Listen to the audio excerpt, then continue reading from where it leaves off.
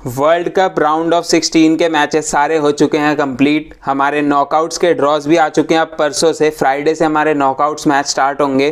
पर उससे पहले जो कल हमारे 2 राउंड ऑफ 16 के मैच हुए, धमाकेदार मैच हुए, उनकी बात कर लेते हैं।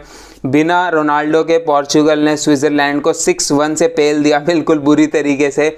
और साथ साथ में स्पेन की सारी हाइप चली गई और मोरक्को ने दिखा दिया कि एक प्रैक्टिकल टीम होना कितना ज़रूरी है। आप सिर्फ टिकी टाका पासेस पे नहीं डिपेंड कर सकते। इन्हीं सारे पॉइंट्स को डिस्कस करते हैं इस वीडियो में। पर आगे बढ़ने से पहले please like the video and subscribe the channel for more such content. तो सबसे पहले हम पहले मैच की बात करते हैं। स्पेन और मोरक्को के बीच में मैच था। ऐसा मोरक्को ने स्पेन को हराया, ऐसे अपसेट वाली चीज़ फील नहीं हुई, बिकॉज ऐसा लग नहीं रहा था Spain were not convincing enough through out the group stage.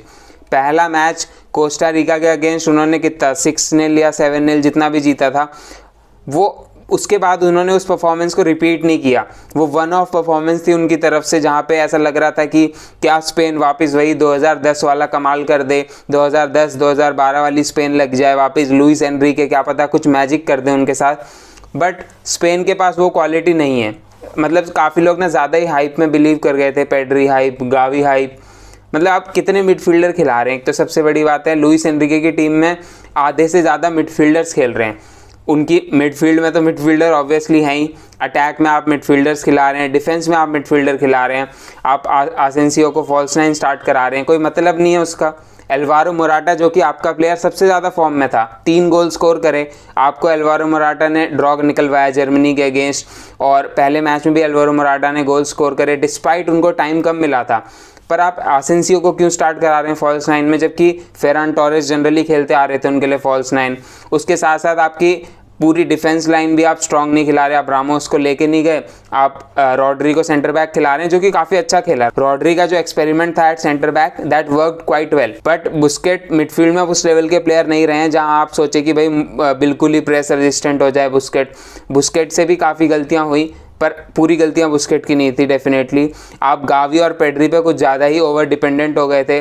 मतलब गावी यार, मैं हेट नहीं करना चाहता एक 18 साल के प्लेयर पे, बट ज़्यादा हाइप हो गया है गावी का, जितना उनमें टैलेंट शायद नहीं है या अभी उस लेवल के प्लेयर नहीं है वो, जितनी उनकी हाइप बन चुकी है। उन्होंने गोल्डन बॉय की ट्रॉफी जीत ली, कोपा ट्रॉफी जीत ली, बहुत सारी ट्रॉफी जीत ली, पर उतने अच्छे प्लेयर नहीं है। Pedri definitely is a quality player. कल पेड्री का भी मैच अच्छा नहीं गया, बट गावी मेरे को लगता है बस टैकल करता रहता है, गिरता रहता है हर वक्त, यही काम है उसका।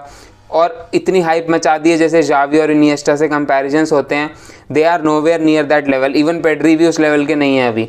तो कुछ ज़्यादा ही ओवर डिपेंडेंस हो गई थी गावी और पेड्री पे। साथ साथ में आप मतलब गोल्स नहीं थे उनकी टीम में। ऑनेस्टली आपके पास कोई गोल स्कोरिंग मिडफील्डर नहीं है, आपकी अटैकिंग लाइन इतनी प्रोफिशिएंट नहीं है। जिस तरीके से आप खेलना चाहते हैं, जिस तरीके से स्पेन पहले खेला करती थी, आप उस तरीके से खेलना चाहते हैं, बट आपके पास उस क्वालिटी के प्लेयर्स नहीं है जो आपको मिडफील्ड से गोल निकाल के दें। तो स्पेन की काफ़ी सारी गलतियां थी। लुइस एनरिके की हाइप में भी ज़्यादा बिलीव कर लिया। लाइक मैं देख नहीं रहा था स्पेन को वर्ल्ड कप से पहले, तो मुझे भी लग रहा था कि लुइस एनरिके ने कुछ कमाल ही कर दिया होगा, बट लुइस एनरिके इतने अच्छे मैनेजर लगे नहीं जितनी उनकी हाइप बन गई है। बस वो ट्विच पे स्ट्रीम करते रहेंगे। अब ट्विच पे रैंट आ रहा होगा लुइस एनरिके का कि भाई क्या गलतियाँ कर दी। साथ साथ में 1000 पेनल्टीज़ ली थी। कहा है भाई, उन्होंने कहा कि उन्होंने 1000 पेनल्टीज़ की प्रैक्टिस करी थी, उसके बाद भी एक पेनल्टी स्कोर नहीं हुई स्पेन से। 3-0 हारे हो पेनल्टीज़ में मोरक्को से। तो Spain were very poor this tournament. First match के बाद थोड़ा ऐसा लग रहा था उनकी हाइप बन गई थी कि उन्होंने कोस्टा रिका को 7-0 हरा दिया, बट उस मैच के बाद उन्होंने वैसी परफॉर्मेंस कभी दिखाई नहीं। डिसीजन मेकिंग भी लुइस एनरिके की तरफ से कुछ खास अच्छी रही नहीं। तो स्पेन डिज़र्व था उनको बाहर जाना। मोरक्को ने काफ़ी अच्छा खेला। अगर मोरक्को की बात करें, मोरक्को काफ़ी अच्छी टीम रही है। उन्होंने अपना ग्रुप भी टॉप करा। क्रोएशिया बेल्जियम के साथ वो ग्रुप में थे, बेल्जियम को भी हराया उन्होंने। और उनके पास क्वालिटी प्लेयर हैं। आमराबाद जो उनके डिफेंसिव मिडफील्डर हैं, लोन 6 वाला रोल खेल रहे थे और इतनी बेहतरीन तरीके से खेल रहे थे, जबकि बाद में रिपोर्ट्स आई कि वो मैच के लिए पूरी तरीके से फिट भी नहीं थे। वो फिजियो के साथ रात में 3 बजे तक बैठे थे कि कैसे वो मैच खेल सकते हैं थ्रू द पेन। इंजेक्शन लगा लगा के खेले हैं भाई प्लेयर्स ने मैच। तो definitely they deserve the match. Hakimi का जो पनेनका वाला गोल था भाई, और उसके बाद तगड़ी सेलिब्रेशन, वो रैमोस के साथ वो सेलिब्रेशन करते हैं तो शायद एक तरीके से मॉक करने की कोशिश थी। और जीएच क्या मॉन्स्टर हो जाता है भाई जब वो मोरक्को के लिए खेलता है। हमने चेल्सी में उसे रेगुलरली देखते हैं, कितना पुअर खेलता है जीएच। कोई वर्क रेट प्रोवाइड नहीं करते, कुछ नहीं करते, बट मोरक्को में भाई वो हेडर्स जीत रहे हैं और मतलब लंबे लंबे प्लेयरों से भिड़ रहे हैं, पूरी तरीके से फिजिकलिटी दिखा रहे हैं। ZH has been wonderful for them. और भी प्लेयर हैं, एल नसीरी बहुत बेकार रहे हैं जो सेविया के अटैकर हैं, बट उसके अलावा मोरक्को के पास भी अटैक में इशू रहा है, बट मोरक्को का डिफेंस सबसे ज़्यादा सॉलिड रहा है। ऑपोजिशन ने उनके अगेंस्ट एक भी गोल स्कोर नहीं करा अभी तक। एक जो इकलौता गोल उनके अगेंस्ट स्कोर हुआ था वो भी ओन गोल ही था।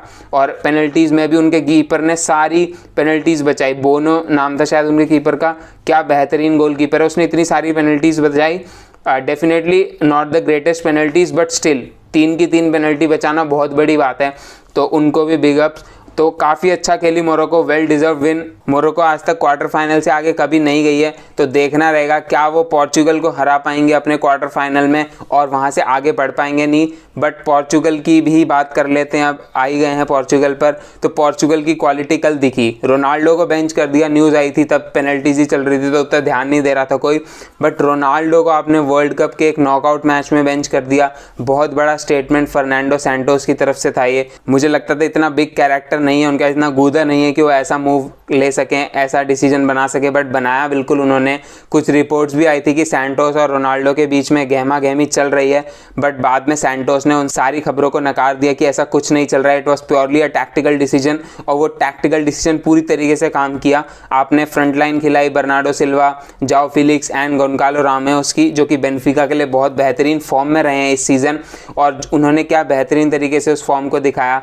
स्विट्ज़रलैंड का डिफेंस जो कि एक उनकी खास बात रही है, उन्होंने सबसे कम गोल्स खाए थे क्वालिफाइंग फेज में, और उनका डिफेंस इस वर्ल्ड कप में भी अच्छा रहा है। पर कल पूरा खोल दिया पोर्चुगल ने उनका डिफेंस, और जो पहला गोल था ना गोंकालो रामोस का, उसने मेरे ख्याल से स्विट्जरलैंड की सारी उम्मीदें तोड़ दी, because it was such a exceptional hit. मेरे को बिल्कुल लगा नहीं था, मैं मैच देख रहा था अचानक से गोल हो गया। इतना अच्छा तो चांस भी नहीं था, ये कुछ नहीं था, इतने टाइट एंगल पे इतनी पावर से उन्होंने वो शॉट हिट किया गोंकालो रामोस ने। तो वहाँ से स्विट्ज़रलैंड की उम्मीदें बहुत डाउन हो गई थी। उसके बाद फर्स्ट हाफ में आराम से वो 2-0 अप हो गए थे, उसके बाद 4-0 अप हो गए थे, फिर एक गोल पुल बैक किया स्विट्ज़रलैंड ने, अकांजी ने, बट ज़्यादा फ़ायदा हुआ नहीं। गोंकालो रामोस की हैट्रिक आई, और नॉकआउट स्टेज में आप हैट्रिक मार रहे हैं, इससे बढ़िया चीज़ कोई हो नहीं सकती। और भी अपने वर्ल्ड कप डेब्यू पे, शायद उनका डेब्यू था, I am not really sure. तो बहुत अच्छी परफॉर्मेंस रैमोस की तरफ से। बाकी गोल है आपके पेपे, 39 साल के हो गए हैं, अभी भी गोल स्कोर कर रहे हैं और डिफेंसिवली भी इतने सॉलिड रह रहे हैं। उरुग्वे के अगेंस्ट भी उनकी परफॉर्मेंस बहुत अच्छी थी, और कल भी उनकी डिफेंसिवली बहुत बेहतरीन परफॉर्मेंस और इंपॉर्टेंट गोल्स भी स्कोर कर रहे हैं। तो पेपे अलग ही लेजेंड है। उसके साथ साथ आपका लियाओ की तरफ से भी गोल आया ऑफ द बेंच लियाओ काफ़ी इंपैक्ट डाल रहे हैं। एक गोल आपका राफेल गुरेरो की तरफ से भी आया था। तो 6-1 से पेल दिया पूरी तरीके से स्विट्ज़रलैंड को। ग्रेनिट जाकर आर्सेनल फैंस के लिए वापस आ जाएंगे तो हमारे लिए वो अच्छी बात है। और स्विट्ज़रलैंड से ज़्यादा एक्सपेक्टेशन थी नहीं, मेरे को थोड़ा बहुत चांस लग रहा था, बिकॉज पोर्चुगल उतनी कन्विंसिंग रही नहीं है पूरी टूर्नामेंट में। बट यहाँ पे पोर्चुगल ने जब वो रोनाल्डो को हटाने का डिसीजन लिया, उनका अटैक पूरी तरीके से रिजुविनेट हो गया। मतलब ऐसे रोनाल्डो की गलती नहीं मानूंगा, पर पूरा अटैक भी उतनी अच्छे से परफॉर्म नहीं कर रहा था, बट स्टिल रोनाल्डो की वजह से स्टिफ हो जाता है आपका अटैक। तो अब देखना रहेगा अगले मैच में क्वार्टर फाइनल में क्या रोनाल्डो फिर से बेंच पर रहेंगे, because Ramos deserve to be in the starting lineup. और आप रोनाल्डो को मिनट्स दे सकते हैं, डेफिनेटली आप एंड में ला सकते हैं, जैसा आज भी लाए, उन्हें चांस भी मिले थे। तो आई डोंट थिंक कि रोनाल्डो को अब स्टार्टिंग 11 में उतना रहना चाहिए। आप 38 साल के ऑलमोस्ट हो गए हैं, अब आपको दूसरे प्लेयर्स को बेटन पास कर देना चाहिए, आपको वहाँ पे सिर्फ गाइडेंस के लिए रहना चाहिए। आप लेजेंड हैं, अपनी इमेज और ख़राब नहीं करनी चाहिए मेरे ख्याल से रोनाल्डो को। उन्हें पोर्चुगल के साथ जो बेस्ट पॉसिबल चांस है उनका जीतने का, उस डिसीजन में उनका सपोर्ट करना चाहिए। बिकॉज रोनाल्डो अगर स्टार्ट करेंगे तो डेफिनेटली पोर्चुगल का बेस्ट चांस नहीं रहेगा वो वर्ल्ड कप जीतने का।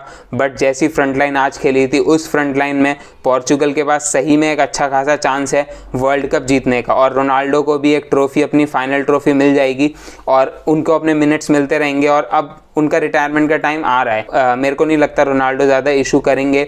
और जैसा सैंटोस ने कहा कि उन्होंने रोनाल्डो के साथ ये चीज़ डिस्कस करी थी and he was quite satisfied with it that he will be sitting on the bench. तो मेरे ख्याल से रोनाल्डो की तरफ से शायद हमें फर्स्ट देखने को नहीं मिलेगा इस बार, जितना हमें मैनचेस्टर यूनाइटेड में दिखा था।